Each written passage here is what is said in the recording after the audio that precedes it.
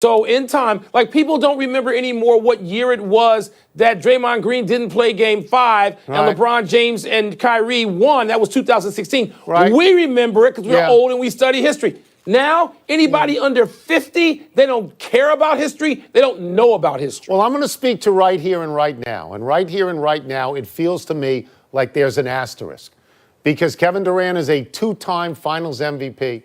And Klay Thompson is a scoring machine. And I would turn this around. And I like the Raptors. I picked them to win on the air last night. Did. I know. So I like them. But, I mean, if Kawhi Leonard played 12 minutes in this series... They couldn't win. They don't win. If Kyle Lowry misses a game and a half, they don't win. They're not going to win. So I think I think you have to look at it that way. I think what the Raptors did, they went through the Sixers... They went through the Bucks. They went through the Warriors. That is a great and glittering resume.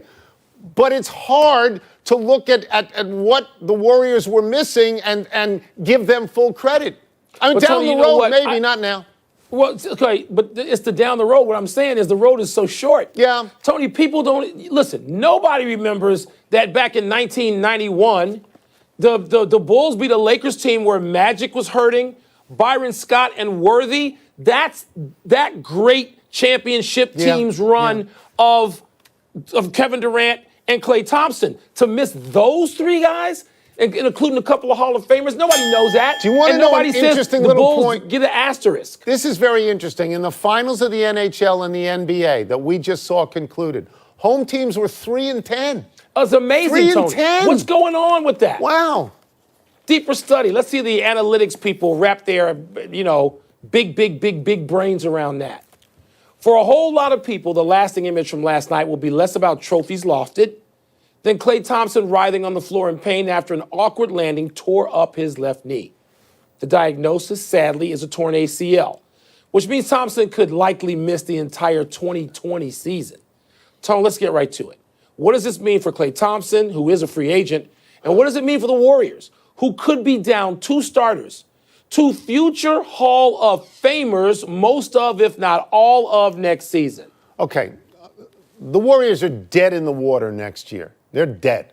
Okay, Klay Thompson, I think he will re-sign with the team, but I don't think he's going to play next year. Kevin Durant, I don't know if he'll re-sign. He's definitely not playing next year. I don't want to get on the bad side of Draymond Green and say that the whole thing is over, because I'm not sure the whole thing is over, particularly if Durant stays there, over the long haul. But next season, they're done. Next season, that's Tony, 50 points a game, Mike. 50. In the West, Tony, where you've got teams that are in ascension, and we figure the Clippers are going to sign somebody or maybe two somebodies, and you got Portland and you got Denver, and I don't know about OKC anymore. No. You have no faith in them. No faith in them. But no faith in them. But, Tony, then you got the Dallas Mavericks who are retooling with young studs and trying to push their way up. Tony, the Warriors without those two guys are going to have difficulty just having a good seed in the Western Conference playoffs. I agree. And by the way, I don't think they're all done. Maybe they need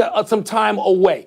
This whole 4 times in 5 years proved to be just too physically exacting, as a lot of people said publicly. So there's 5 years. Mike, it's 5 in a row. It's not 4 and 5. It's 5 in a row. No. I'm saying they were trying to go for 4 championships in 5 years. And they couldn't get there, Tony. And physically, it was just too much. But I'm not saying it's done. If those guys come back and they re-sign and they have a year away from 20 playoff games, I don't think they're done. I think Durant is the key figure in this if he somehow decides to stay. 2 years from now, I think they could be great again 2 years from now. But if you look down the road a little further than that, Curry in 2 years, although he will still look 19, he's going to be 33. Draymond Green in 2 years. In 1 year, he's a free agent. He could go at this point. You don't know. Iguodala is going to be out of the league in 2 years because he's going to be 37 years old. And Sean Livingston, who was such a glue guy and a great part of that thing off the bench, was talking about apparently retirement. I didn't talk to him directly last night. But when people said a few years ago, they're going to win 8 of the next. No, that doesn't happen. Shut up. No, that stuff doesn't happen. That's not going on. I think they could have one more run, but these things are hard. But Durant's got to stay. Durant's got to stay. The Warriors made the finals 5 years in a row. They won 3 championships. They might have won a fourth if Draymond Green had kept his hands and his legs to himself. They might have won a fifth if Kevin Durant and Klay Thompson played their normal complement of minutes. Wilbon, historically, how do you see this 5-year run by the Warriors? Well, Tony, it's still a great 5-year run. I tell you the year, look, they did everything. I thought the Warriors played, and I don't use this word often when it comes to sports and performance, courageously last night. I mean, that was a battle. That is one of the great NBA Finals games I've ever seen, and I'm on 33 or 34 in a row and counting right now. So what they did in this space with those injuries was phenomenal. 2016, the year they had the 3-1 lead on Cleveland, and they let it get away, and you mentioned Draymond was out for one game. Yeah. And they won 73. That was the year they won the historic regular season and let it get away. But other than that, I mean, it's a great run. The Birds Celtics won 3. They didn't do any more than this. I think they had 5 cracks at it. They won 3, but they had to go against Magic and the Lakers, and they won 5. Tony, it's a great run. Is it an all-time? Is it as good as Auerbach Celtics? No. Is it as good as Jordan's Bulls? No. But it's great. Yeah. So I'll try and rank it. Had they won all 5, they would be there ahead of everybody but Bill Russell's Celtics. Had they won all 5. They didn't do that. Had they won 4, I think they're right on the next plateau. I think you could make a case that they're even with Jordan's Bulls for this reason, because it's harder to get through the West. The last 5 years of getting through the West really took a lot, and a team had to be great. But, Mike, they won 3. They didn't win 4. They didn't win 5. They won 3. So I think it's a little bit lower. I got them with Shaq and Kobe's teams. Shaq and Kobe, I got them with the Bird, McHale, Parrish. I don't know what to do about the Spurs because it's over 15 years. It seemed to me that it is prolonged excellence, but I don't know if it's shattering greatness. I'm not going to call it a dynasty, but it's a great run. By the way, let's not forget that the Bulls had to go through the Knicks, the Pacers, the Pistons. Come on now. Mike, I've said with you for a long time, and you praise the West. You praise the West of the last 8 years. I do, but it's not any better than the East was 25, 30 years ago. Come on now. But, Tony, this run is not necessarily over. Man, if Golden State could add one more to this, I'm persuaded by talking to Draymond and Steph last night, and they think they're going to be more motivated by this loss, which pains them than all the winning. Not next year Not next year. The year after. Okay. Yeah. So, you know what? The year after is a real long time, Mike. It is. It's a real long time. Especially in today's sports landscape, it is. Yeah. Tone, let's go to Masai Ujiri, who's in the news for a couple of very different reasons today. In the short term, the NBA is investigating whether he made contact with a security officer trying to get to the court immediately after the game. And in the bigger picture, Wizards owner Ted Leonsis is prepared to make a massive offer to lure Ujiri away from Toronto. It's being widely circulated that the Wizards are willing to pay the Raptors president $60 million over 6 years and offer him a stake in ownership. Tony Ujiri has already told the Wizards no once, or who knows, maybe twice. But with this latest monster offer, do you think he'll seriously have to consider a move to Washington? Okay, so I don't know Ujiri. I've never met Ujiri. I know you and him are boys, and I know you like him a lot, but I don't know him.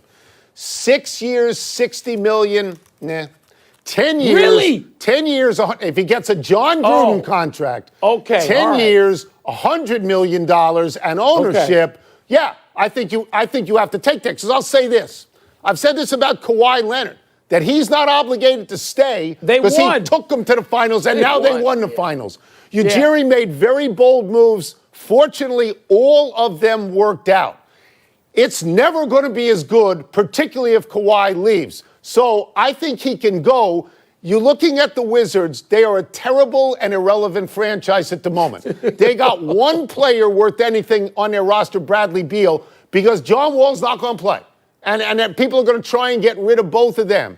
If you're Ujiri and you're looking at Theo Epstein, and you can take 2 teams that have never won or one that hasn't won in 1,000 years, and you can win in both places and you have that guaranteed money, you take it. Take it. Well, for a guy you don't know, you had a lot to say just now. Yeah. Let me say this, Tony. They pay me. Listen. That's a lot of money, and that's going to make you think about it, okay? Yeah. But let me say this. Let me say this from someplace I know.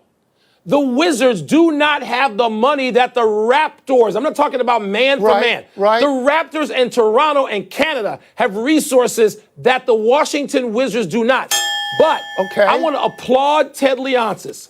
This is bold if he does this. Yeah. I think this is great judgment. I think this is the guy you try and go get. Yeah. But Tony, you got to get, you think the Toronto owners aren't saying to him today, really? Really? The Wizards are offering you that much? How about this check? Didn't you tell me that his wife grew up in D.C.? Is from D.C.? Yes, she did. So there is yes, a certain she did, Tony. tie. And by the way, there's always been an association and a presumption in part because of that. But Tony, again, the Wizards, and by the way, there's little stuff that we can't get into too much. The Wizards build a beautiful new complex to practice and have their training.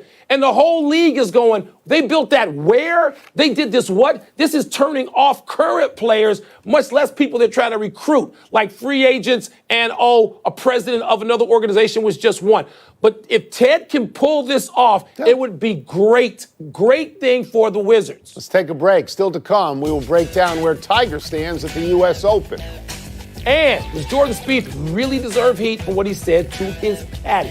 I don't know how, if it was 10 years, $100 million, I don't know how you turn that down.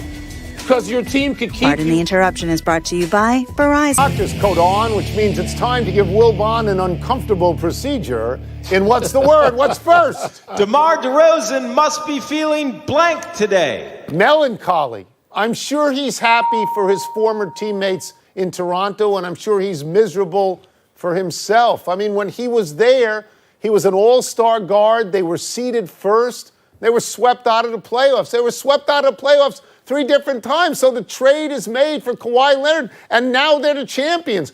DeMar DeRozan called himself a sacrificial lamb about a week ago, and you know what? He was. He was, Tony, but for all those reasons you described, he's conflicted today. I mean, yes, he is thrilled for his friend Kyle Lowry, and I'm sure he was probably texting him last night in the waning seconds of that championship victory here. But come on, he's got to think still. Look, athletes feel the way they do, and they accomplish what they do because there's a supreme confidence, particularly in the guys who play at the highest level, men and women. And so he's got to think, look, if I had had another crack at this, we'd have gotten this done if we'd had this guy and this guy in this circumstance, and LeBron left and went to the West. We would have done this. So he's got to be conflicted. No, they got rid of him, and they won it. That's how Next. he feels. Tiger Woods' second round was blank. It was meh. You know, he bogeyed the last 2 holes that he played. He finished 1 over. He's even right now, and even in a lot of U.S. Opens puts you in contention.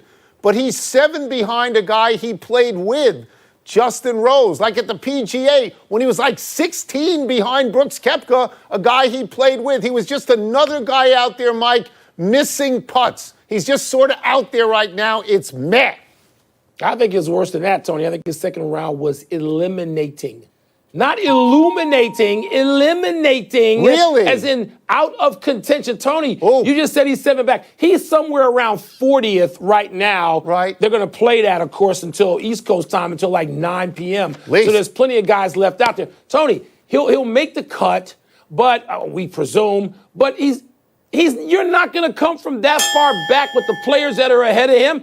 Eliminating. Unless he throws 65 out there tomorrow. Even if he see. does, that's not going to catch him up. Next. Jordan Spieth looks blank for blaming his caddy. He looked ZipRecruiter. Let me give you the background on this. We're referring to the 8th hole yesterday where he hit 1 shot in the water and then he hit 1 shot over the green. We want to see what he says, so let's watch. His problems. Two perfect shots, Michael. You got me in the water on one and over the green on the other. So he seems small and petty for criticizing, the caddy who's been with him forever, including the 3 majors that he won. But I think what this is saying is he's looking for a new caddy, and he's going to post that job on a lot of boards and see who applies for it. For going after his caddy, he certainly looks bratty. I mean, how small, I see what you did there. How Ryan, little and good. punkish is that? All these guys is phony when they say, we did this, my team, we in golf. No, dude, it's you. And so it's we, but he hit 2 perfect shots. I know what perfect shots are in golf, and one of them can't be in the water. This is so disappointing out of Jordan Spieth, who 4 years ago was the toast to everybody. He was going to rule golf. He was going to beat Jack Nicklaus. Not right now. Get out, Bratty. Next. Last one. Zach Greinke is blank for saying throwing a no-hitter would be a hassle. He's tiresome. I mean, I understand that he suffers for years from a social anxiety. That's a terrible thing, and I feel for him. But every time he goes out there, he just seems more and more like baseball's answer to Kyrie Irving. He seems unhappy. He seems miserable. Like Kyrie, he probably wants to play in a completely empty stadium, but you won't make any money. If nobody's there watching or pay attention, you don't make any money. So this is tiresome. And plus, he pitched so great against the Nats last night, it made me sick. Zach Greinke is Bratty. Here's another one. I mean, are you kidding me? All year long when you would get on Durant and more Kyrie than Durant. Yes. And you said they're miserable, like there's a whole generation, these millennials whining and moaning every day through everything. I hit a perfect shot. You know what, Tony? I can hit it in the water, and it's not a perfect shot, and I'm not going to blame Yale at Columbia. I'm going to blame me. All right, Greinke enough. and Jordan Eat your Spieth. words. Let's just take one last break by Wilbon keeps Shut going. up. Still to come, Baker Mayfield gets confronted by teammates about some things he said to reporters. I hate brattiness in sports, man. The Women's World Cup team gets ready to take the pitch against Chile. I hit it in the water today, and I blamed Yale. You would blame Yale. I did. Yale,